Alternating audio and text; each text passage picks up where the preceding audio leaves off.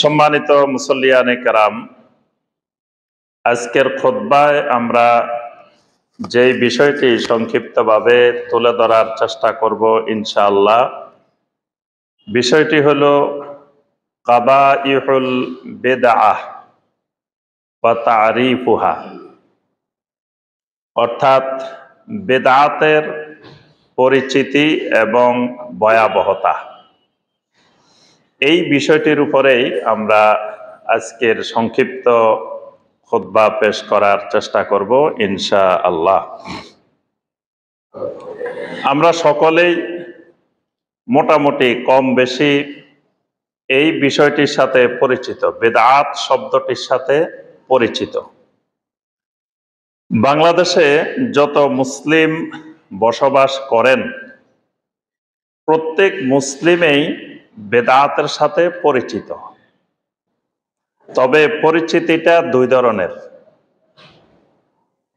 এক ধরনের পরিচিতি হলো বাংলাদেশের কিছু মুসলিম বেদাতের সাথে পরিচিতি হলো এইভাবে যে বেদাত খারাপ জিনিস, বেদাতের কোনো ভালো দিক বলতে বা ভালো কিছু নাই, পুরাটাই খারাপ এবং এটা গুনাহের কাজ, এটা জাহান্নামে যাওয়ার কারণ।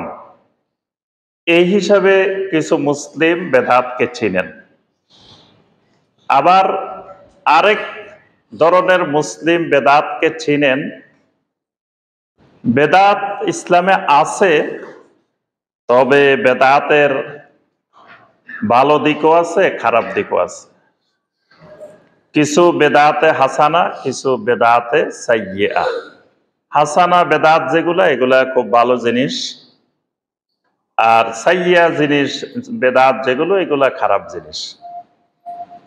তো যেই মুসলিমেরা এভাবে চিনে বেদাতকে, তাদের কাছে যদি জিজ্ঞাসা করা হয় যে ভাই ঠিক আছে, যদি বেদাত এরকম দুই রকম হয়, তাহলে আপনি একটু চিনাই দেন তো খারাপ বেদাত কোনগুলা। তখন তার দৃষ্টিতে পৃথিবীতে কোনো খারাপ বেদাত খুঁজে পাওয়া যাবে না, দেখাতে পারবে না। কারণ পৃথিবীর যত বেদাত আছে, সব বেদাতে যারা করেন তারা এটাকে হাসানা নামেই করেন, হাসানা হিসাবেই করেন। পৃথিবীর কেউ সাইয়্যিআ হিসাবে, খারাপ হিসাবে পৃথিবীর কেউ বেদাত করে না। তাহলে সাইয়্যিআ হিসাবে বা খারাপ হিসাবে দেখানোর মতো বেদাত পৃথিবীতে আর খুঁজে পাওয়া যাবে না। তাহলে বোঝা গেল এই দেশের মুসলিম, বাংলাদেশের মুসলিম বেদাতকে দুইভাবে চিনেন। তা আমরা বেদাতকে কোরআন এবং সুন্নাহর দৃষ্টিতে চিনব। আমাদের আজকের খুতবায় আমরা বেদাত চিনব কোরআনে কারিমের আলোকে, নবী সাল্লাল্লাহু আলাইহি ওয়াসাল্লামের সুন্নাহর আলোকে। কে কিভাবে চিনেন সেভাবে না, আল্লাহ এবং আল্লাহ রসুল এই বেদাত সম্পর্কে আমাদেরকে যেভাবে চিনিয়েছেন সেটাই আমরা জানার চেষ্টা করব ইনশাআল্লাহ। আসলে পৃথিবীর যত মাযহাব আছে, যত মত আছে, যত পথ আছে, সবার এই ব্যাপারে ঐক্যমত যে বেদাত এটা ভালো জিনিস না, এটা খারাপ জিনিস। পৃথিবীর সবাই এ ব্যাপারে কিন্তু ঐক্যমত।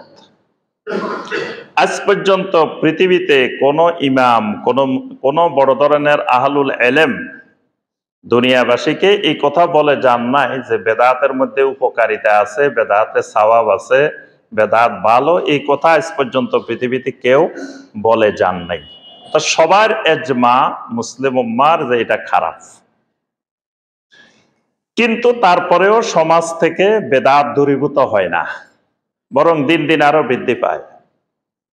আর আমাদের দেশের সিস্টেম হলো, যিনি যত বেশি বেদাত আবিষ্কার করতে পারেন বা যত বেশি বেদাত করতে পারেন, তিনি তত বড় আল্লাহর ওলি, তিনি তত বড় কাশফওয়ালা আল্লাহর ওলি, তিনি তত বড় বুজুর্গ। যিনি যত বেশি বেদাত করতে পারেন এবং নতুন কোনো বেদাত যদি উনি আবিষ্কার করতে পারেন, সাধারণ মানুষ মনে করে উনি অনেক বড় মুজাদ্দিদ, অনেক বড় আলেম, অনেক বড় পীর সাহেব, অনেক বড় বুজুর্গ, যদি তিনি কিছু বেদাত নিজে নতুন সৃষ্টি করতে পারেন তাহলে তিনি আরো বড়। তাহলে আমরা বেদাতটাকে কয়েকটা ভাগে আলোচনা করব। বেদাতের আলোচনা অনেক বিশাল আলোচনা। বেদাতের উপরে আমাদের 50টা 60টা খুতবা দিলেও পরিপূর্ণরূপে বোঝানো সম্ভব হবে না। তা আমরা সবগুলো জিনিসকে অল্প সময়ের মধ্যে মূল পয়েন্টগুলাই কয়েকটা পয়েন্ট আমরা তুলে ধরার চেষ্টা করব ইনশাআল্লাহ। প্রথমে আমরা আলোচনা করব যে বেদাত কাকে বলে, বেদাতটা আসলে কি। 2 নম্বর বিষয় যে বেদাত করলে অসুবিধাটা কি, বেদাত করলাম তাহলে আমার সমস্যাটা কোথায়, ক্ষতিকর দিক বা এটার কোনো অসুবিধা আছে কিনা। 3 নম্বর দিক, এই বেদাত থেকে বাঁচতে হলে, রক্ষা পাইতে হলে প্রত্যেকটা আমল করার আগে আমাকে কয়েকটা জিনিস খেয়াল করলে তাহলে আমি বেদাত থেকে বাঁচতে পারবো। কারণ যে সমাজে আমরা বসবাস করি এখানে বেদাত থেকে বাঁচতে পারা এটা অনেক কঠিন কাজ। কারণ পুরা সমাজ বেদাতের স্রোতে প্রবাহিত। তো ওই সমাজে আমি বসবাস করব অথচ আমি বেদাত করব না বা বেদাত আমার গায়ে লাগবে না, এটা খুবই কঠিন কাজ। এজন্য সবসময় আমি কয়েকটা সূত্র আপনাদেরকে শিখাই দিব। এই সূত্রগুলো মাথায় রাখলে যে কোনো আমল করার ক্ষেত্রে তাহলে দেখবেন যে আপনি বেদাতের সমাজে থাকবেন কিন্তু বেদাত আপনাকে স্পর্শ করতে পারবে না ইনশাআল্লাহ। তাহলে আমাদের আলোচ্য বিষয় মূল 3টা পয়েন্ট। একটা হলো বেদাত কি, আরেকটা হলো বেদাত করলে অসুবিধা কি, আরেকটা হলো বেদাত থেকে বাঁচার জন্য কয়েকটি গুরুত্বপূর্ণ সূত্র বা মূলনীতি। দেখবেন আমরা যারা স্কুল কলেজে মাদ্রাসায় পড়ছি বীজগণিতের কিছু সূত্র থাকে, a+b² এর সূত্র, তারপরে a²+b² এর সূত্র। এই সূত্র কয়টা ভালো করে মুখস্থ করলে শত শত অঙ্ক করে ফেলা যায়। তো এই জন্য আপনি কয়েকটা সূত্র মনে রাখলে দেখবেন যে আপনি নিজে বড় মুফতি মুহাদ্দিস হওয়া লাগবে না। কারণ এই বেদাত থেকে বাঁচা আলেম ওলামার জন্য যেমন ফরজ তেমন যিনি লেখাপড়া জানেন না ওনার জন্য ফরজ। উনি কিয়ামতের ময়দানে এটা বলতে পারবেন না যে আল্লাহ আমি তো লেখাপড়া জানতাম না এই জন্য বেদাত করে ফেলছি, আর এটা বললে আল্লাহ ছেড়ে দিবেন, বিষয়টা এইরকম নয়। তাহলে তাকেও জানতে হবে, তাকেও বেদাত থেকে বাঁচতে হবে। এই জন্য এমন কিছু সূত্র জানা থাকলে আপনি কখনো ওই বেদাতের কবলে পড়ার সম্ভাবনা নেই। আপনি সূত্র দিয়ে বাইর করে ফেলতে পারবেন সমান সমান এটা বেদাত। তাহলে প্রথমে আসি বেদাত কাকে বলে, বেদাত কি। বেদাত বুঝতে হলে বেদাতের 2টা দিক বোঝা লাগবে। শুধু একটা দিক বুঝলে আপনি সঠিকভাবে বেদাতকে বুঝতে পারবেন না। 2টা দিক বেদাতের বুঝতে হবে। একটা দিক হলো বেদাতের শাব্দিক দিক, আর একটা হলো বেদাতের শরঈ দিক। মানে একটা হলো বেদাত শব্দটা একটা আরবি ভাষা, আরবি শব্দ। তাহলে আরবি ভাষা হিসাবে, আরবি শব্দ হিসাবে এই বেদাত শব্দটাকে চিনতে হবে। আরেকটা হলো এটা শরীয়তের দৃষ্টিতে বেদাত চিনতে হবে। বেদাত 2 ভাবে চেনা লাগবে। এই বাংলাদেশের মানুষ, বাংলাদেশের মুসলিম 1 নম্বর পয়েন্টে ভুল করে এই জায়গায় যে এটাকে শাব্দিকভাবে চিনা আর শরঈভাবে চিনা এই দুটাকে এক বানায় ফেলায়। এটা হলো সবচাইতে জটিল সমস্যা। এজন্য দুটাকে আলাদাভাবে চিনতে হবে। আলাদাভাবে না চিনলে আপনি সঠিক রূপে বেদাতকে চিনতে পারবেন না। যেমন ধরেন আমি বেদাত বোঝানোর আগে আরেকটা জিনিস বুঝাই। যেমন সলাত, সলাত মানে নামাজ, যেটা আমরা এখন সলাতুল জুমা আদায় করতে আসছি, 5 ওয়াক্ত যেটা আদায় করি সলাত। সলাতকেও 2 ভাবে বোঝা লাগবে, শাব্দিকভাবে শরঈভাবে। যেমন শাব্দিকভাবে সলাতের অনেকগুলো অর্থ আছে।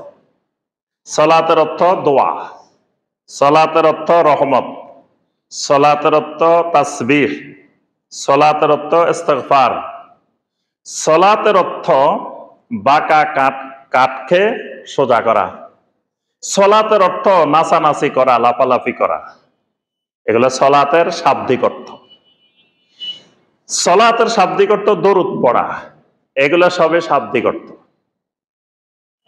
আবার শরীয়তের দৃষ্টিতে সলাতের একটা পরিচিতি আছে, যে নির্দিষ্ট সময়ে নির্দিষ্ট পদ্ধতিতে কিছু ইবাদত, কিছু কার্যক্রম করার নাম সলাত। সময়ের বাহিরে করলেও সেটা সলাত হয় না। যেমন ধরেন জুমার সলাত আদায় করবো, একটা সময় আছে নির্দিষ্ট, এটার আগে করলেও জুমার সলাত হবে না, পরে করলেও হবে না। এটার কিছু নির্দিষ্ট পদ্ধতি আছে, রুকু করতে হবে, সাজদা করতে হবে, বৈঠক করতে হবে, কিছু পদ্ধতি আছে। এই পদ্ধতিগুলোর বাইরে গেলেও সেটাও সলাত হবে না। এই যে কাঠামোটা, এটা হলো শরীয়ী দৃষ্টিকোণের সলাত। যে শাব্দিক ভাবে অনেক কিছুকে সলাত বলা হয়। যেমন সূরা আল আহজাবের 56 নম্বর আয়াত, ইন্নাল্লাহা ওয়া মালাইকাতাহু ইউসাল্লুনা আলান নবী ইয়া আইয়ুহাল্লাযীনা আমানু সাল্লু আলাইহি ওয়া সাল্লিমু তাসলিমা। আমাদের দেশের মিলাদের দরুদ, মিলাদের আয়াত, প্রচলিত মিলাদের আয়াত। এখানে দুইবার সলাত শব্দটা আসছে। একটা আসছে ইন্নাল্লাহা ওয়া মালাইকাতাহু ইউসাল্লুনা, আল্লাহ এবং আল্লাহর ফেরেশতারা কি করে? সলাত আদায় করে। তাইলে এবার কার প্রতি সলাত আদায় করে? নবীর প্রতি, নবীকে। তা এখন সলাত অর্থ যদি আমি বুঝি নির্দিষ্ট সময়ে নির্দিষ্ট পদ্ধতিতে, এটার নাম সলাত। তাহলে আল্লাহ এবং ফেরেশতারা কি রাসূলের জন্য এরকম সলাত পড়ে? আমরা যেভাবে নামাজ পড়ি এভাবে পড়ে? পড়ে না। তাহলে বোঝা গেল এটা সলাতের শরীরী দিক না, এখানে সলাতের শাব্দিক দিক বোঝানো হয়েছে। আল্লাহ নবীর প্রতি সলাত পড়েন মানে কি? নবীর প্রতি রহমত বর্ষণ করেন। ফেরেশতারা নবীর প্রতি সালাত পেশ করেন মানে কি? ফেরেশতারা নবীর জন্য ইস্তিগফার করেন আল্লাহর কাছে। এরপরে আবার আল্লাহ বলতেছেন, ইয়া আইয়ুহাল্লাযীনা আমানু সাল্লু আলাইহি, হে ঈমানদাররা আমার নবীর উপরে তোমরাও সালাত আদায় করো। তাহলে আমরা কি নবীর জন্য কিছু নামাজ পড়বো? আল্লাহ বলতেছে সাল্লু আলাইহি, সালাত আদায় করো। এখন এই জন্য আমাদের দেশের অনেকে মনে করে কি ফরজ নামাজ আল্লাহর জন্য, সুন্নত নামাজ নবীর জন্য। এটাও শিরক। কোন নামাজই নবীর জন্য নাই। সুন্নত নামাজও আল্লাহর জন্য, নফল নামাজও আল্লাহর জন্য, ফরজ নামাজও একমাত্র আল্লাহর জন্য। এখন আল্লাহ বলছে সল্লু আলাইহি, নবীর উপরে সলাত পেশ করতে। এই সলাত মানে কি? দরুদ। তাহলে বোঝা গেল এখানে যে সলাত শব্দটা ব্যবহার হয়েছে, এটা শাব্দিক দৃষ্টিতে, এটা শরীয়তের দৃষ্টির সলাত না। এরকম কোরআনে অসংখ্য জিনিস পাইবেন, যেমন সেজদা।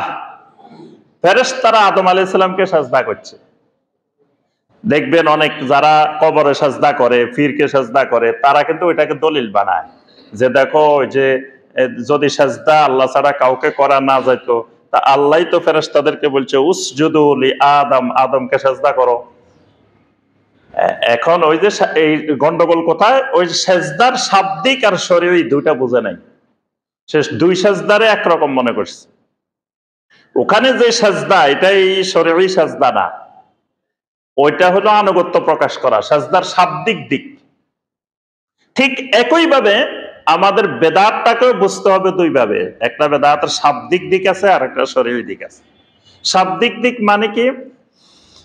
শাব্দিক দিক হলো, বেদাতের শাব্দিক অর্থ হলো আশাইয়ুল মুখতারাউ আলা গায়রে মিসালিন সাবিকিন, মানে পূর্বের কোন নমুনা ছাড়া নতুন ভাবে কোন জিনিস সৃষ্টি করা, নতুন ভাবে কোন জিনিস তৈরি করা, এটাকে শাব্দিক ভাবে বেদাত বলে। এজন্য আল্লাহ রাব্বুল আলামিন তার পরিচয় দিতে গিয়ে আল্লাহ পাক বলছেন বাদিউস সামাওয়াতি ওয়াল আরদ, আল্লাহ হলেন বাদী, আল্লাহ আসমান জমিনের বেদাতকারী। তা এখন যে বেদাতের দুইটা অর্থ বুঝবে না, হে কবে যে মিয়া দেখো আল্লাহ তো বেদাত করে, তাহলে কি আল্লাহ খারাপ করে? তুমি কইতেছো বেদাত খারাপ, তাহলে আল্লাহ তো বেদাত করে। আল্লাহ নিজেই বলছেন বাদিউস সামাওয়াতি ওয়াল আরদ, আল্লাহ আসমান জমিনের বেদাতকারী। তো এখানে বেদাতকারী মানে কি? আসমান জমিনকে আল্লাহ রাব্বুল আলামিন পূর্বের কোন নমুনা ছাড়া, আগে এটার কোন নমুনা দেখে দেখি আল্লাহ বানাইছেন এরকম না, কোন নমুনা ছাড়া নতুন করে বানাইছেন। এই জন্য আল্লাহ হয়ে গেছেন আসমান জমিনের বাদী, মানে নতুন রূপের সৃষ্টিকারী। আল্লাহ পাক নবীকে পরিচয় করাই দিয়েছেন দুনিয়ার মানুষের সামনে। কুল মা কুনতু বিদআম মিনার রাসূল, নবী আপনি দুনিয়াবাসীকে বলে দিন, মা কুনতু বিদআম মিনার রাসূল, আমি তো তোমাদের কাছে কোনো বেদাতি রাসূল না। বিদআম মিনার রাসূল মানে আমি নতুন ভাবে রাসূল আসছি, বিষয়টা এরকম না। আমার আগেও দুনিয়াতে অসংখ্য নবী রাসূল দুনিয়া থেকে গেছেন, আমি নতুন রাসূল না। এখানে নতুন রাসূল না এটা বোঝানোর জন্য বলছে মা কুনতু বিদআম মিনার রাসূল, বেদাত শব্দটা ব্যবহার করা হয়েছে। আচ্ছা, আরেকটা দেখবেন বেদাতকারীদের দলিল এবং যারা বেদাতে হাসানা সাইয়া বাক করে তাদেরও দলিল। একটা হাদিস আছে, নবী সাল্লাল্লাহু আলাইহি ওয়াসাল্লাম বলেন, মান সান্না সুন্নাতান হাসানাতান ফিল ইসলাম ফালাহু আজরুহা ওয়া আজরু মান আমিলা বিহা। যে ব্যক্তি কোন সুন্নতে হাসানা করবে, সুন্নতে হাসানা চালু করবে, তাহলে সে ওই সুন্নতের সওয়াব তো পাবে পাবে, যারা ওই সুন্নতে হাসানার আমল করবে তার সওয়াব সে পাবে। ওয়ামান সান্না সুন্নাতান সাইয়্যাতান ফালাহু ভিজরুহা ওয়া ভিজরু মান আমিলা বিহা। কেউ যদি সুন্নতে সাইয়্যাহ খারাপ সুন্নত চালু করে তাহলে সে এটার গুনাহ পাবে এবং যত লোক এটার প্রতি আমল করবে সেই গুনাহও তার আমলনামায় যোগ হবে। এখানে দেখেন নবী সাল্লাল্লাহু আলাইহি ওয়াসাল্লাম দুটো শব্দ বলছেন, একটা সুন্নতে হাসানা, একটা সুন্নতে সাইয়্যাহ। ওই দেখো এখানে যে সুন্নতে হাসানা সুন্নতে সাইয়্যাহ, তাহলে বেদাতে হাসানা বেদাতে সাইয়্যাহ, একটা ভালো জিনিস চালু করে আর একটা খারাপ জিনিস চালু করে। এখানে নবী সাল্লাল্লাহু আলাইহি সাল্লাম যেই সুন্নতে হাসানা যেই সুন্নতে সাইয়্যাহ বলেছেন, এটা শরীয়তের সুন্নত না। শরীয়তের যত সুন্নত, কোন সুন্নতের মধ্যে সাইয়্যাহ নাই, কোন সুন্নত খারাপ না, কোন সুন্নত খারাপ হইতে পারে না, সমস্ত সুন্নতেই হাসানা। এখানে যে সুন্নত, এটা হলো শাব্দিক দৃষ্টিতে সুন্নত, মানে এই সুন্নত মানে রীতি নীতি পদ্ধতি।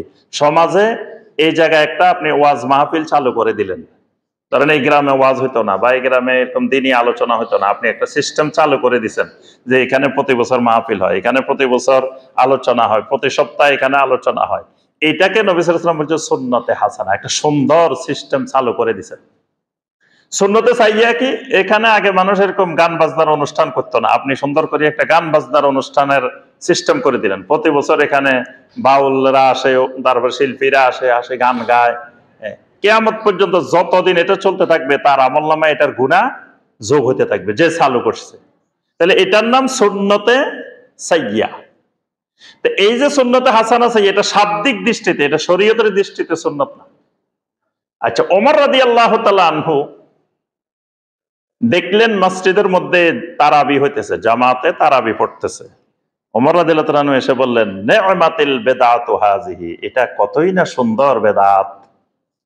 এটাও বেদাতকারীদের দলিল যে দেখো ওমর বলছে নি'মাতিল বিদআ হাযি, তাহলে তো কি সুন্দর বেদাত, তাহলে বেদাত সুন্দর বেদাতও আছে। হ্যাঁ, ওমর রাদিয়াল্লাহু তাআলা আনহু যে জিনিসটাকে এখানে বেদাত বলছেন, এটা কিন্তু নতুন কোন জিনিসকে তিনি বেদাত বলেননি। এই তারাবির জামাতটা নবী সাল্লাল্লাহু আলাইহি ওয়াসাল্লাম নিজেই কায়েম করে গেছেন। নবী সাল্লাল্লাহু আলাইহি ওয়াসাল্লাম 3 দিন জামাতে সালাতুত তারাবি আদায় করেছেন। তাহলে এটা ওমর চালু করে নাই, এটা চালু করছে রাসূলুল্লাহ সাল্লাল্লাহু আলাইহি ওয়াসাল্লাম। ওমর চালু করলে না এটা বেদাত হইতো, রাসূল চালু করলে তো এটা বেদাত হওয়ার সম্ভাবনা নাই। আবার নবী সাল্লাল্লাহু আলাইহি ওয়াসাল্লাম নিজে তারাবি পড়ছেন, ওমর নিজে তারাবিও চালু করেন নাই, জামাতও নিজে চালু করেন নাই। তাহলে উনি এটাকে বেদাত বললেন কেন? বেদাত বলছেন নবী সাল্লাল্লাহু আলাইহি ওয়াসাল্লাম এই তারাবি ফরজ হয়ে যাওয়ার আশঙ্কায় জামাত বন্ধ করে দিয়েছেন। রাসূল ওফাতের পরে আর ফরজ হওয়ার সম্ভাবনা নাই, এজন্য আবার ওমর রাদিয়াল্লাহু তাআলা এটাকে আবার চালু করছেন। এটা শাব্দিক দৃষ্টিভঙ্গিতে উনি এটাকে বেদাত বলছে, এটা শরীয়তের দৃষ্টিতে বেদাত না। তাহলে আমাদের বুঝে আসলো যে একটা শাব্দিক দৃষ্টিতে বেদাত, শাব্দিক দৃষ্টিতে যে কোনো নতুন জিনিসই বেদাত হইতে পারে, যেটা আগের নমুনা ছাড়া নতুন আবিষ্কার হয়। এবার আসেন শরীয়তের দৃষ্টিতে বেদাত কোনগুলো। শাব্দিক দৃষ্টিকোণের বেদাত এটা যতক্ষণ পর্যন্ত না শরিয়ার বেদাতের সাথে সাংঘর্ষিক না হবে এতক্ষণ এটা হালাল, এটা বৈধ, এটাতে কোনো অসুবিধা নেই। অসুবিধা কোনটা? যেটা শরীয়তের দৃষ্টিতে বেদাত, এটা করলে অসুবিধা। তো শরীয়তের দৃষ্টিতে কোনটা বেদাত? শরীয়তের দৃষ্টিতে বেদাত হলো আল বেদাতু ইয়া আলা কুল্লি মা উহদিসা ফিদ-দীন মিম্মা লা আসলা লাহু ফিশ শারঈ। শরীয়তের দৃষ্টিতে বেদাত ওই জিনিসগুলোকে বলা হয়, এক নম্বরে আলা কুল্লি মা উহদিসা, এই জিনিসটা ইহদাস, মানে এই জিনিসটা নতুন রূপে সৃষ্টি।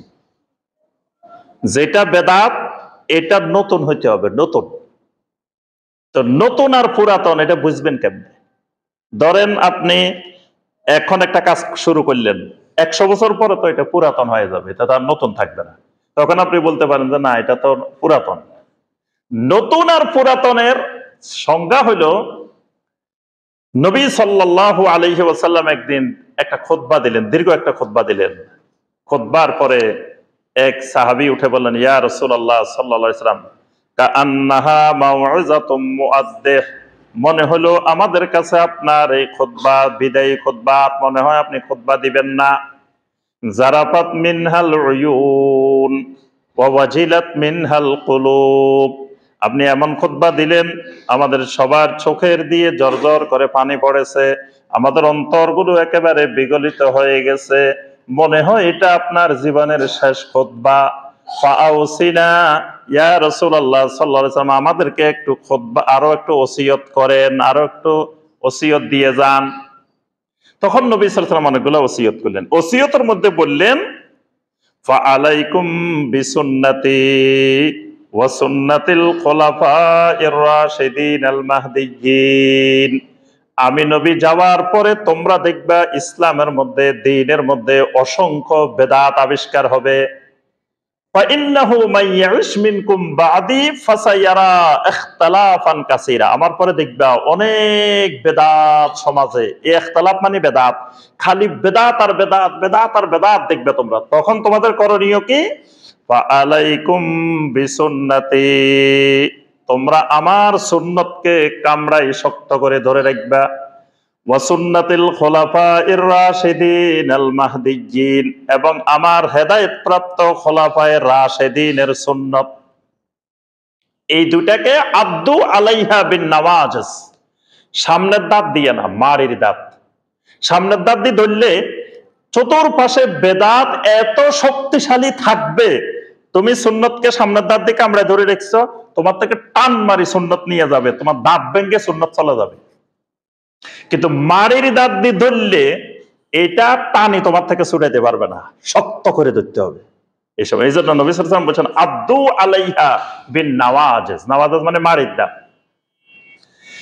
আমরা বলছিলাম নতুন আর পুরাতন, এই ইবাদতটা নতুন না পুরাতন বুঝবেন কেমনে? এটা সংজ্ঞা হইল নতুন পুরাতন। নবী সাল্লাল্লাহু আলাইহি ওয়াসাল্লামের নবুয়ত ছিল 13 বছর। নবী সাল্লাল্লাহু আলাইহি ওয়াসাল্লামের নবুয়ত মক্কায় 13 বছর, মদিনায় 10 বছর, 23 বছর। খোলাফায়ে রাশিদিন ছিলেন 30 বছর। তাহলে 30 যোগ 13, তাহলে 30 যোগ 23, তাহলে টোটাল 53 বছর। এই 53 বছরে যেই ইবাদত, যেই আকীদা, যেই আমল, যেই সিস্টেমে ছিল, যেই পরিমাণ ছিল, এই পরিমাণ, এই সিস্টেমটা হইল পুরাতন। এরপরে যদি ওই সিস্টেম থেকে আলাদা কোনো সিস্টেম হয়, অথবা ওই সিস্টেমের মধ্যে কিছু বাড়ে অথবা কমে, এটাই হলো নতুন, এটার নাম ইহদাস। তাহলে নতুনের সংজ্ঞা এখানে পাওয়া গেছে যে নতুন, বেদাতের প্রথম কথা এটা নতুন। এই জন্য নবী সাল্লাল্লাহু আলাইহি ওয়াসাল্লাম একটা হাদিস জীবনে এতবার বলছেন, আর কোন হাদিস এতবার বলেন নাই, সেটা বেদাতের হাদিস। এই হাদিস নবী সাল্লাল্লাহু আলাইহি ওয়াসাল্লাম জীবনে এতবার বলছেন, আর কোন হাদিস জীবনে এতবার বলেন নাই। প্রতিবার খুতবা দেওয়ার সময় নবী সাল্লাল্লাহু আলাইহি ওয়াসাল্লাম বলতেন, ইয়্যাকুম ওয়া মুহদাসাতিল উমুর ফাইন্না কুল্লা মুহদাসাতিন বিদআ ওয়া কুল্লা বিদআতিন দালালা ওয়া কুল্লা দালালাতিন ফিন্নার। ইয়্যাকুম ওয়া মুহদাসাতিল উমুর, খবরদার খবরদার, সাবধান সাবধান, দ্বীনের মধ্যে নতুন কোন জিনিস সৃষ্টি করিও না, নতুন কোন জিনিস বানাইও না। কারণ নতুন যত জিনিস বানাইবা এটার নাম বেদাত। আর বেদাত, সমস্ত বেদাত হলো দলালা, গুমরাহি। সমস্ত গুমরাহি ফিন্নার, জাহান্নামে যাবে। অর্থাৎ বেদাত সমান সমান জাহান্নাম। খবরদার বেদাত বানাইবা না। এই কথাটা নবী সাল্লাল্লাহু আলাইহি ওয়াসাল্লাম অসংখ্য অগণিতবার এই হাদিস বলছে। তাহলে এখানে কিন্তু বেদাতের সংজ্ঞা দিতে গিয়ে রাসূল কি বলছেন? মুহদাসাত। মুহদাসাত, এই মুহদাসাত মানে নতুন। এবার আপনি যখন বলবেন যে ভাই শুনেন, আকীদার মধ্যে, ইবাদতের মধ্যে নতুন করে বানাইলে এটার নাম বেদাত, এখন বেদাতকারী আপনাকে কি বলবে? বেদাতকারী আপনাকে বলবে, তো মিয়া সবই তো নতুন। এই যে আপনি এই মাইকে খুতবা দিতেছেন, এই মাইকও তো নতুন, রাসূলের যুগে মাইক ছিল না। এই যে মোবাইলের মধ্যে ভিডিও হইতেছে, এগুলো তো নতুন, এগুলো তো রাসূলের যুগে, খোলাফায়ে রাশেদিনের যুগে ছিল না। আপনি যে বিমানে করে হজে যাচ্ছেন, রাসূল কি বিমানে করে হজে গেছে? তাহলে তা এটাও নতুন, এটাও বেদাত, এগুলো সব বেদাত। তারপরে যে কোরআনে কারিম পড়তেছেন, এই কোরআনের মধ্যে রাসূলের যুগে তো জের জবর পেশ, নোক্তা, হরফ, এগুলা কিছুই ছিল না। তাহলে তো এগুলো বেদাত। রাসূলের যুগে আলিয়া মাদ্রাসা, কওমি মাদ্রাসা, হাফেজিয়া মাদ্রাসা, নুরানি মাদ্রাসা, এত মাদ্রাসা তো ছিল না। তাহলে এসব মাদ্রাসাই তো বেদাত। এভাবে এবার উনি খুঁজবে যে সবে বেদাত, তার অর্থ হইল যে মিয়া বেদাত কিছুই না, সবই তো নতুন, তাহলে আর সমস্যা কোথায়? হ্যাঁ, এই জন্য বেদাতের সংজ্ঞার মধ্যে প্রথম কথা ইহদাস, নতুন। দ্বিতীয় কথা, নতুন হইলে বেদাত হবে না। ফিদ্দিন, নতুন জিনিসটা হওয়া লাগবে দ্বীনের ভিতরে, দ্বীনের জন্য না। নতুন জিনিস দ্বীনের জন্য নতুন হইলে কোনো অসুবিধা নাই। দ্বীনের জন্য হাজার হাজার নতুন জিনিস বানানো যাবে, গ্রহণ করা যাবে, কোনো অসুবিধা নেই। মাদ্রাসা বানানো হয়েছে দ্বীনের জন্য, দ্বীন শিক্ষার জন্য, মাদ্রাসা দ্বীন না। এগুলা সব দ্বীনের জন্য। বিমানে করে হজে যাই, হজ পালন করার জন্য, হজ না ওইটা। বিমানে করে গেলেও হজ হবে, বাসে গেলেও হজ হবে, হাটে গেলেও হজ হবে, লঞ্চে গেলেও হজ হইব, জাহাজে গেলেও হজ হবে। তাহলে কোনটা যাইতেছি? এটা হজ না। হজ হইলো আরাফার ময়দানে নির্দিষ্ট টাইমে উপস্থিত হতে পারছে কিনা, তাওয়াফটা ঠিক মতো করতে পারছে কিনা, সাফা মারওয়া সাই ঠিক মতো করতে পারছে কিনা, পরিমাণ মতো করতে পারছে কিনা, ওইটার নাম হজ, ওইটা ইবাদত, ওইটাই দিন। কিন্তু কিসে গেছি এটা দিন না। তাহলে বেদাত হবে ফিদ্দিন, দ্বীনের ভিতরে নতুন সংযোজন, এটার নাম বেদাত। দ্বীনের ভিতরে বলতে ফিল আকায়েদে ওয়াল ইবাদাত, আকীদার ক্ষেত্রে এবং ইবাদতের ক্ষেত্রে। ওই নবী সাল্লাল্লাহু আলাইহি ওয়াসাল্লাম, খোলাফায়ে রাশেদিন, সাহাবায়ে কেরাম যেই আকীদা পোষণ করছেন, ওই আকীদার মধ্যে নতুন কিছু বানাইলে এটার নাম বেদাত। যেমন নবী সাল্লাল্লাহু আলাইহি ওয়াসাল্লাম, সাহাবায়ে কেরাম বিশ্বাস করতেন আল্লাহু ফিস সামা ওয়া ইলমুহু ফি কুল্লি মাকান, আল্লাহ আকাশে আর আল্লাহর ইলম জমিনে সর্বত্র বিরাজমান। এই জায়গায় যদি আমি বলি না আল্লাহ নিজেই সর্বত্র বিরাজমান, এটার নাম বেদাত, এটা আকীদার বেদাত। নবী সাল্লাল্লাহু আলাইহি ওয়াসাল্লামকে আল্লাহ পাক বারবার পরিচয় করে দিয়েছেন, কুল ইন্নামা আনা বাশারুম মিসলুকুম, রাসূল আপনি ঘোষণা দেন আমি বাশার। বাশার মানে মানুষ। একজন আসি কয় না না না, খবরদার, রাসূল মানুষ হইতে পারে না, রাসূল হইল নূরের তৈরি নূর। এটা হলো আকীদার বেদাত। এগুলোকে বলা হয় আকীদার বেদাত। এই আকীদা, এই বিশ্বাস নবী সাল্লাল্লাহু আলাইহি ওয়াসাল্লামের সময় ছিল না, খোলাফায়ে রাশেদিনের সময় ছিল না, পরে সংযোজন হয়েছে। 800 বছর 900 বছর পরে শিয়ারা এগুলো সংযোজন করছে। আমলের ক্ষেত্রে সংযোজন, ইবাদতের ক্ষেত্রে সংযোজন অথবা বিয়োজন, হয় যোগ করা অথবা মাইনাস করা, বিয়োগ করা, এটা যে কোনো আমলের ক্ষেত্রে। নবী সাল্লাল্লাহু আলাইহি ওয়াসাল্লামের সালাত শুরু হইতো বিত্তাকবীর, তাকবীরে তাহরিমার মাধ্যমে সালাত শুরু হইতো, শেষ হইতো কিভাবে? বিত্তাসলিম, সালাম ফিরানোর মাধ্যমে। আমি এসে কইলাম না না না, তাকবীরের মাধ্যমে সালাত শুরু হবে না, তার আগে আরো কাজ আছে, আপনার জায়নামাজ যেটা নিয়ে আসছেন এটা নাপাক, আগে জায়নামাজ পাক করা লাগবে। বাংলাদেশের সব জায়নামাজ নাপাক থাকে যতক্ষণ পর্যন্ত না ইন্নী ওয়াজ্জাহতু ওয়াজহিয়া লিল্লাযী এই দোয়া না পড়ে। আচ্ছা, আমি বললাম না না না, নামাজ শুরু করা যাবে না, নামাজের আগে সবাই নিয়ত পড়ি নেন, নাওয়াইতু আন উসাল্লিয়া লিল্লাহি তাআলা আরবা রাকাতায় অমুক অমুক। এখন রাসূলের সালাত শুরু হয়েছে বিত্তাকবীর, আমার সালাত শুরু হয়েছে ওই জায়নামাজ পাক করার দোয়া, ওই নিয়ত পড়া, এগুলার মাধ্যমে। তাহলে এই যে আগে দিয়ে বাড়াইলাম, এটার নাম বেদাত। সালাম ফিরানোর পরে সালাত শেষ, আমি বললাম না সালাত শেষ হয় নাই, সবাই বসেন, এখন আমাদের বড় হুজুর আখেরি মুনাজাত পরিচালনা করবেন, এটার নাম বেদাত। রাসূলের চেয়ে বড় হুজুর আল্লাহর জমিনে আসেও নাই, কিয়ামত পর্যন্ত আসবেও না। কিন্তু নবী সাল্লাল্লাহু আলাইহি সাল্লাম জীবনে একবারও সবাইকে নিয়ে সালাম ফিরানোর পরে লম্বা একটা মুনাজাত রাসূলের নেতৃত্বে ধরেন নাই।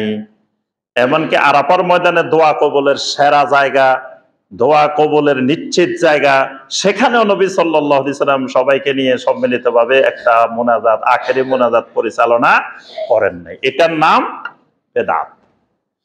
আচ্ছা, এবার হলো কয়টা কথা বলছি, একটা হলো ইহদাস, নতুন, 2 নম্বর নতুনটা কিসের মধ্যে? ফিদ্দিন, দ্বীনের ভিতরে, দ্বীনের জন্য না। দ্বীনের জন্য হলে এটার সাথে কোনো বেদাতের সম্পর্ক নেই, এটা কোনো অসুবিধা নেই, দ্বীনের জন্য। আচ্ছা, এবার আসেন, আপনি যখন কোথাও যাই কইলেন ভাই এটা বেদাত, আপনারা যে কাজটা করতেছেন এটা বেদাত, এবার আপনাকে কি বলবে?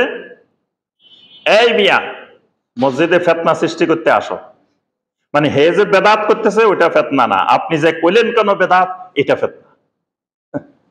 একজন রাস্তা দিয়ে ল্যাংটা হাঁটতেছে, কাপড় চোপড় নাই, এটা তো অসুবিধা না, আপনি বেড়া তোর কাপড় চোপড় কই, খবরদার ফিতনা সৃষ্টি করিয়েন না। মানে ল্যাংটা হাঁটলে ফিতনা হচ্ছে না, ফিতনা হয়েছে আপনি বললেন কেন যে মিয়াই আপনি এইভাবে হাঁটতেছেন কেন, এটা ফিতনা। এখন দেখবেন আমাদের সমাজে বেদাতকারী যারা, তারা দিব্যি আরামে সমাজে তাদের একটা কায়েমি স্বার্থ কায়েম করে ফেলছে, এবং বেদাতের মাধ্যমে মোটামুটি রুজি রোজগারের একটা শক্ত অবস্থানও সমাজে ঠিক করা হয়ে গেছে। আমি একবার আমাদের এলাকায় জিজ্ঞাসা করলাম এক মসজিদে, ইমাম সাহেবের বেতন দেন কত? কয় 3000 টাকা। তা আমি বললাম 3000 টাকা ইমাম সাহেবের চলে কেমনে? আরে আপনি তো জানান না, 3000 টাকা বেতনে না, আরো ওনার অতিরিক্ত আছে না। তো অতিরিক্ত কি? কয় যে মিলাদ পড়ান এখানে আছে, খতম পড়ান এখানে আছে, তারপরে এটা করেন এখানে আছে, মানুষ মারা গেলে এখানে আছে, কবর জিয়ারতের এখানে আছে, এই যে এগুলা মানে বেদাতের মাধ্যমে তার রুজি রোজগারের ইনকামের সিস্টেম চালু করে। ওই খতিব সাহেবও সন্তুষ্ট চিত্তে আছেন, মুসল্লিরও খুব সন্তুষ্ট চিত্তে বসে আছেন। এখন ওই জায়গায় যদি আপনি হানা দেন, তাহলে 1 নম্বরে ইমাম সাহেবের রুজি রোজগারে আঘাত আসলো। একদিন আমি আমার এলাকায় গেছি এক মাহফিলে, যাওয়ার পরে আমাকে বলতেছে, ডক্টর ইমাম সাহেব, সব ইমাম সাহেবেরা এসে, ইমাম সাহেব মুয়াজ্জিন সাহেব, আপনি তো একটা সরকারি চাকরি করেন, একটা ইউনিভার্সিটির শিক্ষকতা করেন, ভালো বেতন পান, সুযোগ সুবিধা পান, চলেন, আমরা কোন রকম গ্রামে এগুলা করি খাই, আমাদের একটু রিজিকে আঘাত দিয়েন না। আপনি বয়ান করেন, যে কোনো বিষয়ে ওয়াজ করেন, অসুবিধা নাই, তবে একটু বেদাতের কথাবার্তা এগুলা বলিয়েন না, এগুলা বললে আমাদের রিজিকে সমস্যা হবে, আমরা এই অল্প স্বল্প কোন রকম এগুলা দিয়ে চলি, আমাদের পরিবার চলে, আপনি যদি কন এগুলা সমস্যা হয়ে যায়। কিছুদিন আগে গেছি এক মসজিদের মুয়াজ্জিন, ওই মসজিদের পাশে বিশাল এক কবরস্থান আছে, তা আমাকে উনি আমার মানে প্রতিবেশী, চাচাতো ভাই হয়, তা আমাকে নাম ধরি বলে, আমার অনেক বড় বয়সে, তা আমাকে বলতেছে, ইমাম হোসেন শুনো, তোমার কারণে আমার কিন্তু কত বড় লস জানো, এই যে এই কবরস্থানে প্রতিদিন আমার 10টা 20টা জিয়ারত আসতো, যে মানুষ আসি এসে আমার নিয়ে যেত যে আসেন একটু যে কবর জিয়ারত করে আসেন, তো সবাই 100 200 500 করে দিত। আমার এখানে বিশাল একটা ইনকাম ছিল। তুমি বলছো এরকম কবর জিয়ারত নাকি বেদাত, এরকম নাকি ভাড়া করে নেওয়া যায় না, এখন আর মানুষ আসে না। তাহলে এই বেদাতটা একটা কায়েমি স্বার্থ কায়েম করে সমাজে বসে আছে। আপনি যখন যাই বলে দিলেন এটা বেদাত, তার অর্থ হলো আপনি প্রথম তার রিজিকে হানা দিচ্ছেন, তার স্বার্থে আঘাত করছেন। আবার এখানে কমিটিরও স্বার্থ আছে। কমিটি 3000 টাকা বেতন দিয়ে রাখছে, বাকিটা তো বেদাতের উপরে ছেড়ে দিছে। এখন কমিটি যদি বেদাত না থাকে, তার বেতন দেওয়া লাগবে 10,000 টাকা। এক মসজিদের কমিটি আমারে বলছে, কয় এই খতিব সাহেব, আপনি এখানে প্রতিদিন প্রোগ্রাম করেন, কোনো অসুবিধা নাই, বাংলাদেশের যত শাইখ আছে সবারই নিয়ে আসেন, কোনো অসুবিধা নাই, মসজিদ আপনার জন্য খোলা। তবে কোনোদিন বলিয়েন না যে আমাদেরকে যে কিছু টাকা পয়সা দেন, টাকা লাগলে আমরা নাই, টাকা ছাড়া যা করতে পারেন, এটা আমাদের কোনো আপত্তি, কোনো বাধা নাই। এখন কমিটি তো খুঁজতেছে ফ্রি কেমনে পাওয়া যায়। এটা ইমাম সাহেবকে 3000 টাকা দেওয়া লাগে, কমিটি খুঁজতেছে 3000 না দিয়ে কেমনে ফ্রি পাওয়া যায়। এখন ইমাম তাদেরও স্বার্থে আঘাত। আপনি যখন বেদাত, এখন সবাই মিলে আপনাকে বললো যাই মিয়া এখানে ফেতনা সৃষ্টি করতে আসছে, কিন্তু আসলে ওরাই কি করতেছে, ফেতনার মধ্যে ডুবে আছে। এখন তারা আপনাকে বলবে, যখনই আপনি বলবেন এটা বেদাত, আপনারা যে কাজটা করতেছেন এটা বেদাত, এটা যে বেদাত কোন হাদিসে পাইছো, কোন কিতাবে পাইছো, নিয়ে আস। কোন হাদিসে আছে এটা বেদাত, কোন কিতাবে আছে, নিয়ে আসো। তখন কি উত্তর হবে, কি ওই বেদাতের সংজ্ঞা জানতে হবে, শরীয়ী সংজ্ঞা, মিম্মা লা আসতালাহু ফিশ শারঈ, যেটা বেদাত এটার কোনোদিন দলিল হয় না। বেদাতটা তো দলিলবিহীন কাজ। এটা দলিল যদি পাওয়া যাইতো, দলিল যদি থাকতো, তো এটা বেদাত তো হইতো না, এটা তো সুন্নত হয়ে যেত। এখন উনি আপনারে জাহেল কইতেছে, কয় যে কোন কিতাবে পাইছো, কিতাবে এটা থাকবে কোথা থেকে? কিতাবে থাকলে তো এটা আর বেদাতে হইতো না। হাদিসে যদি এটা পাওয়া যাইতো, আপনারা হাদিস দেখার মতো হাদিসে পাওয়া গেলে তো এটা বেদাতে হইতো না, এটা তো সুন্নত হয়ে যেত। এটা হাদিসেও নাই, কিতাবেও নাই, এই জন্য তো বেদাত। আমি এই জন্য সবসময় উদাহরণ দিই যে এখানে সুন্দর একটা বাড়ি, বাড়ি এটা হলো আমাদের মাহবুব ভাইয়ের। তা আমি আপনাদেরকে ঘোষণা দিলাম, সম্মানিত মুসল্লিয়ানে কেরাম শুনেন, এই যে সুন্দর বাড়িটা দেখছেন, বাড়ি এটা কিন্তু আমার না।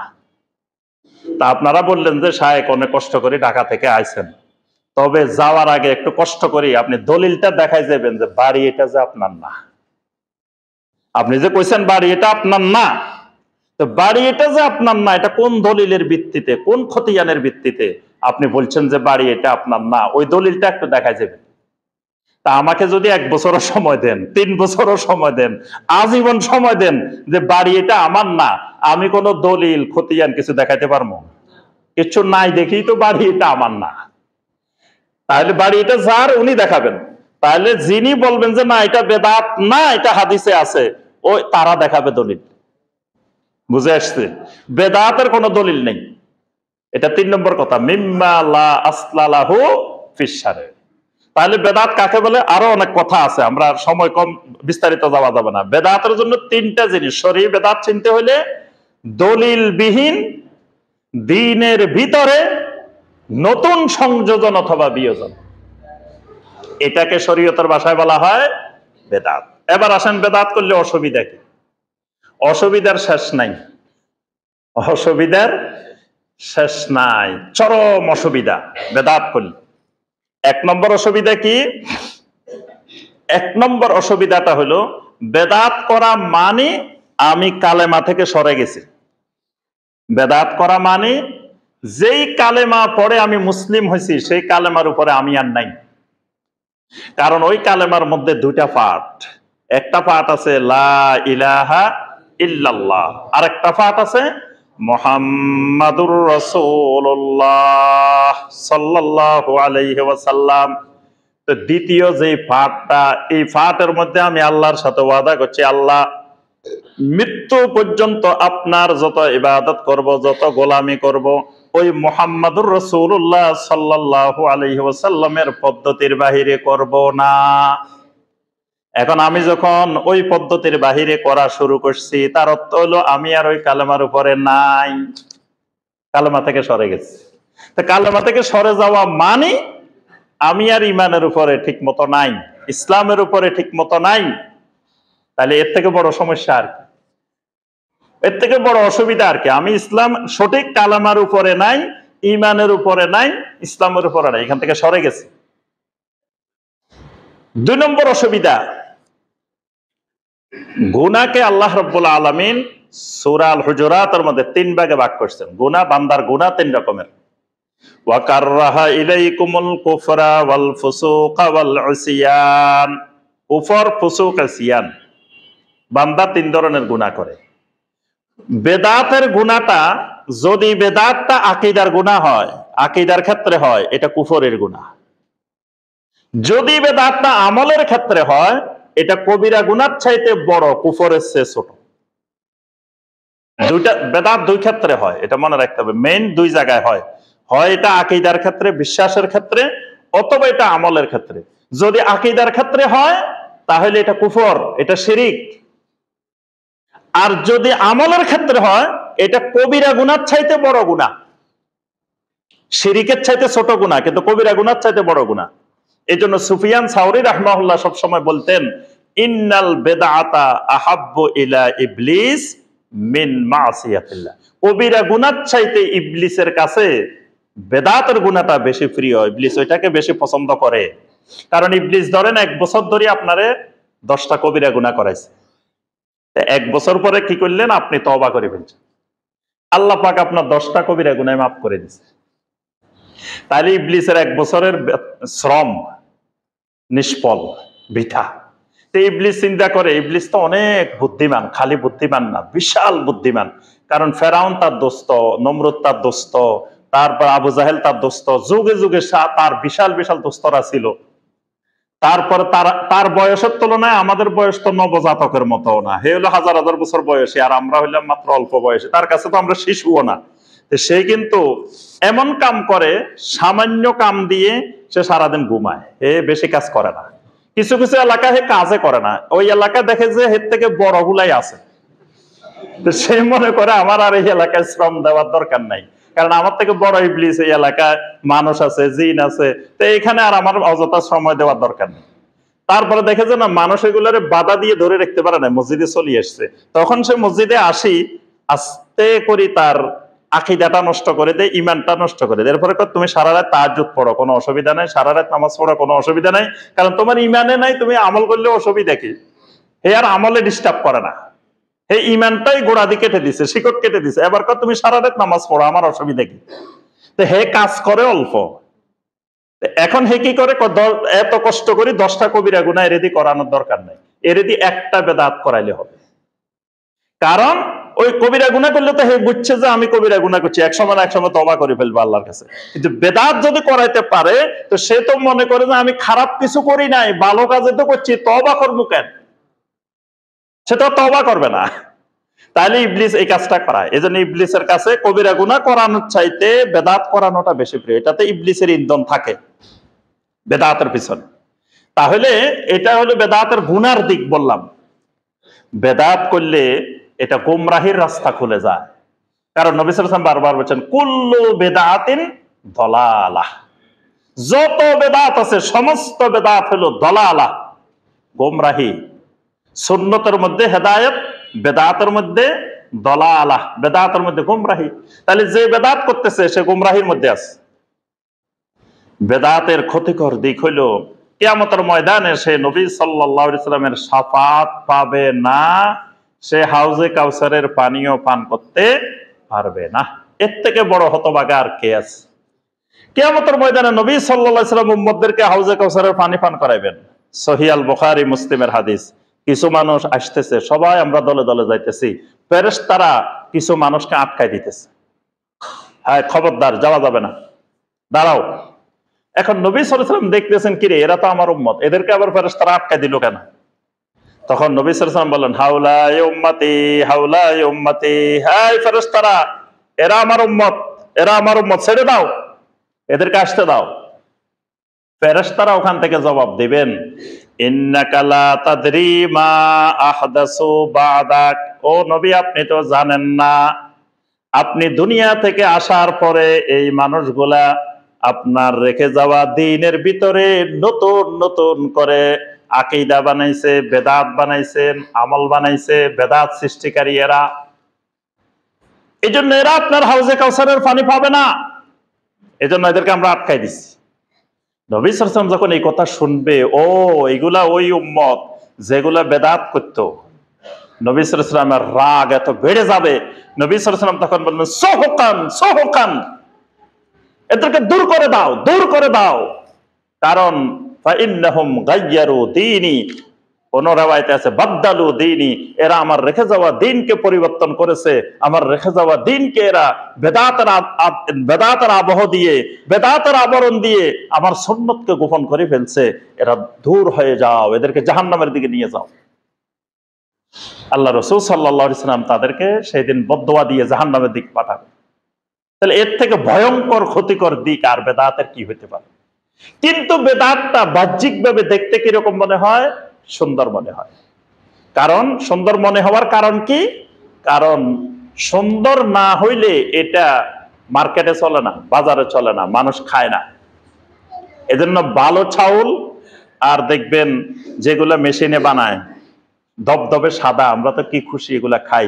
এখন ডাক্তাররা বলতেছে না, এগুলো না খাই, ওই আগের জমানায় খাইতে যে মুরব্বীরা এগুলাই খান। কারণ এগুলা চাউল না, এগুলা হইলে কৃত্রিম চাউল, কিন্তু ওগুলা অরিজিনাল চাউল। তাহলে অরিজিনাল গুলোর চাইতে এগুলা কিন্তু দেখতে অনেক সুন্দর, দামও কিন্তু অনেক বেশি। নাজির শাইল, তারপরে আরো বিভিন্ন ধরনের চাউল, তারপরে আপনার এগুলা দেখতে দবদবে সাদা, ভাতও সুন্দর, তাহলে মার্কেটে কিন্তু এগুলো চলতেছে। তারপরে অরিজিনাল টাকার চাইতে যেগুলো জাল টাকা, দেখবেন যেগুলো আরো সুন্দর। তারপরে জমিনে ধান লাগাইছেন, যেই ধান লাগাইছেন ওই ধানের মধ্যে যদি দেখেন যে আগাছা একটা দুটা উঠছে, এইগুলা দেখবেন যে সবার উপরে উঠে গেছে। এগুলো যে শক্তিশালী, কারণ আগাছা সবসময় এরকম শক্তিশালী। তাই বেদাত যেগুলো, এগুলো বাহ্যিক ভাবে দেখতে সুন্নতের চাইতে সুন্দর মনে হয়। এই সুন্দর দেখা যাওয়ার কারণে মানুষ এই বেদাত করে। আর সমাজের মানুষকে শিরিক বোঝানো, কুফরি বোঝানো, এগুলা যত না কঠিন, তার চাইতে অনেক গুণ বেশি কঠিন বেদাত বোঝানো। কারণ মানুষ মনে করে কিরিমিয়া, এই যে নাচি নাচি মানুষ এগুলো জিকির করতেছে, ফেসবুকে জিকির দেখছেন না? নাচি নাচি জিকির, কত রকমের জিকির আছে। 2024 সালের সেরা জিকির, 2024 সালের ময়দান কাঁপানো জিকির, রাতের গভীরে ময়দান কাঁপিয়ে দিলেন অমুকের আপনার জিকির। বিভিন্ন রং বেরঙ্গের গান, বিভিন্ন রং বেরঙ্গের নাচ, বিভিন্ন রং বেরঙ্গের সাথে আপনার এই জিকির। মানুষ মনে করে মিয়া এগুলা খারাপ কি করছে? আল্লাহর জিকির এরা করছে, আল্লাহর জিকির করছে, এটা খারাপ কি? এটা যে খারাপ, এটা করে যে জাহান্নামে যেতে হবে, এটা বোঝানোর চেয়ে কঠিন জিনিস আর বাংলাদেশে নাই। কারণ আপনি মানুষগুলোকে কেমনে বুঝাইবেন? মানুষগুলা বলবে যে এগুলো তো, এটা খারাপের কি, আল্লাহর জিকিরে না করছে।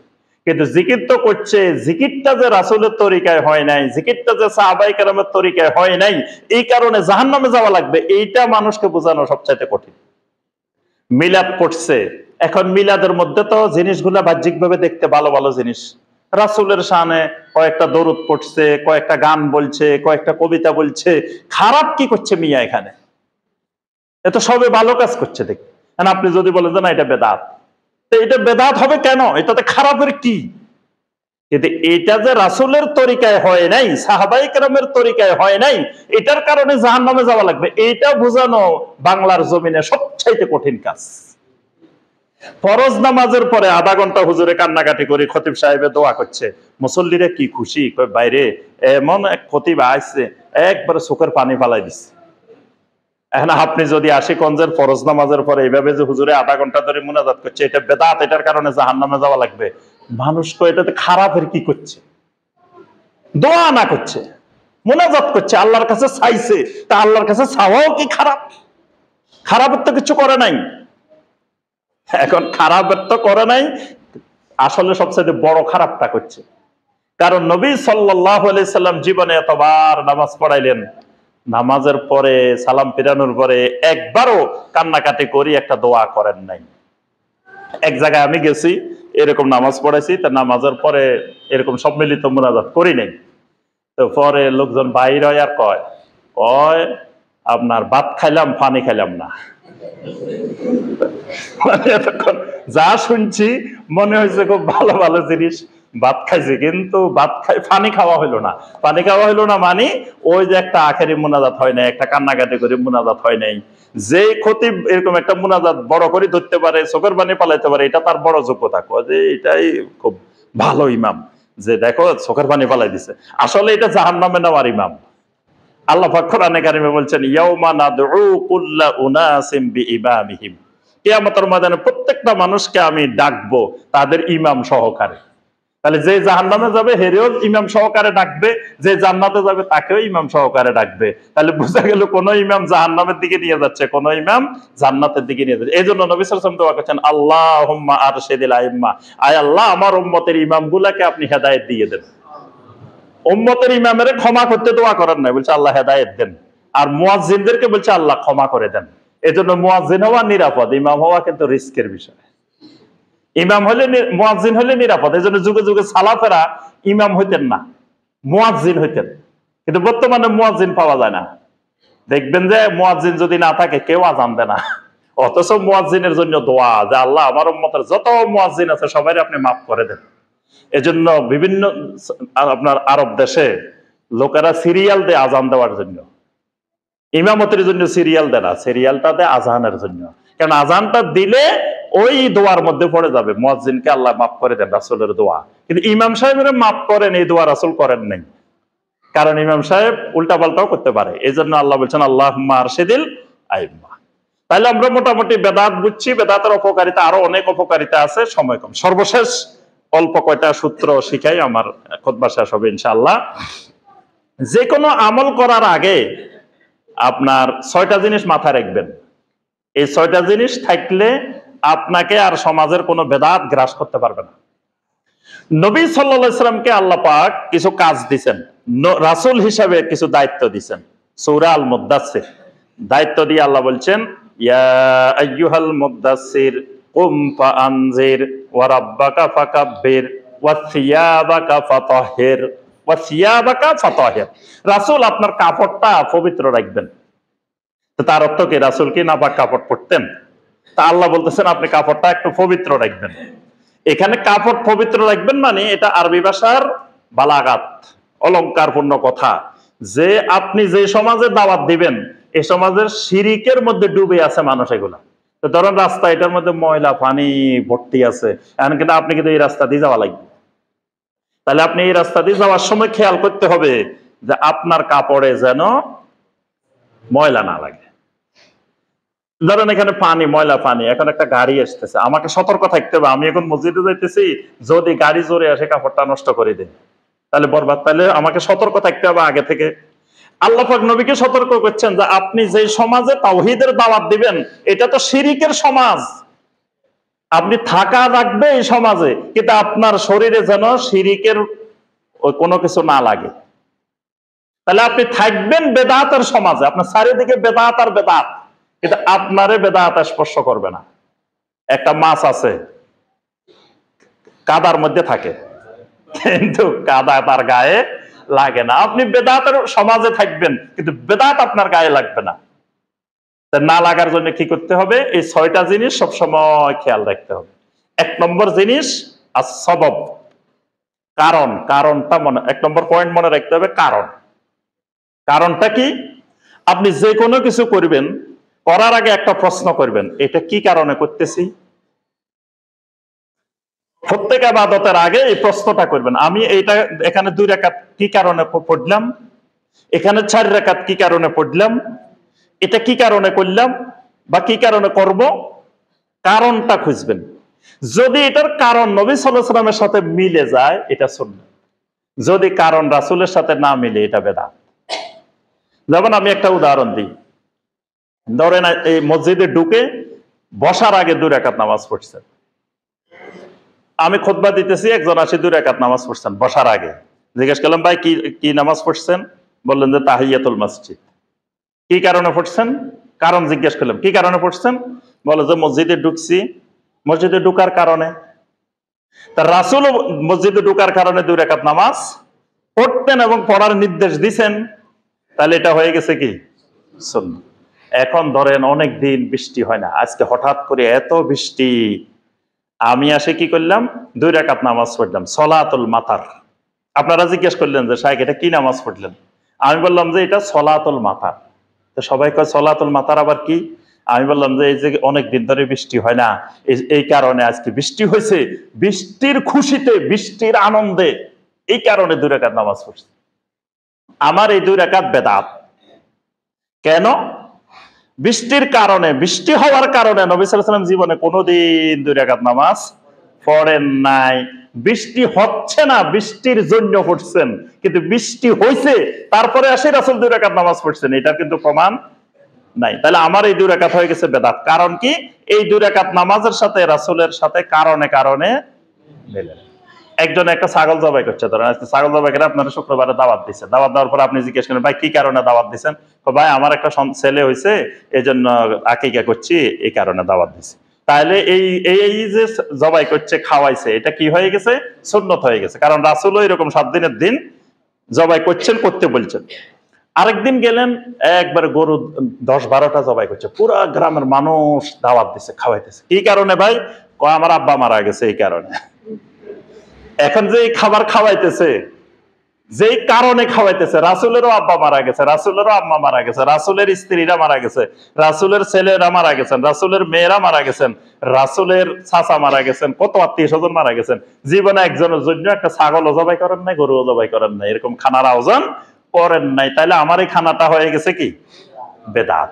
কারণ এটার সূত্রটা হলো কি কারণ। কারণ মনে রাখতে হবে, সবসময় খেয়াল করতে হবে যে আমি যে আমলটা করতেছি কি কারণে করতেছি, আর এই কারণে রাসূল করছেন কিনা। করলে সুন্নাত, না করলে বেদাত। 2 নম্বর যে জিনিসটা মনে রাখতে হবে সেটা হলো আপনার জিন্স। জিন্স মানে ধরন, যে এই জিনিসটার ধরনের সাথে রাসূল যে জিনিসটা করতেন এই ধরনে ধরনে মিল আছে কিনা। ধরনটা কিরকম?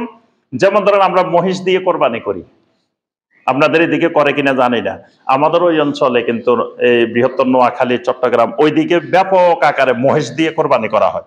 তো মহিষ দিয়ে কোরবানি করা এটা জায়েজ, এটা করা যাবে। কেন করা যাবে? মহিষের কথা তো কোরআনেও নাই, হাদিসেও নেই। তাহলে মহিষ দিয়ে করা কেমনে জায়েজ হলো, কেন যাবে?